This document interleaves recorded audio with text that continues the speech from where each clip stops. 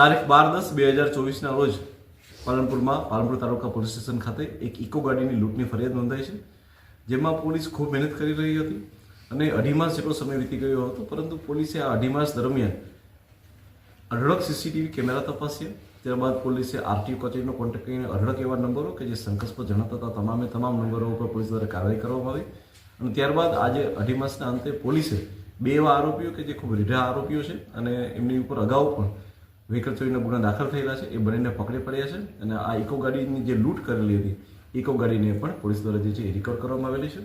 જે 2 આરોપીઓ છે તેમનું નામ છે ફતેહસિંહ વસંતસિંહ દેવુસિંહના દીકરા છે કે જેઓ ડ્રાઇવિંગ કરે છે અને ધોરી ગામમાં તાલુકા વડગામમાં રહે છે.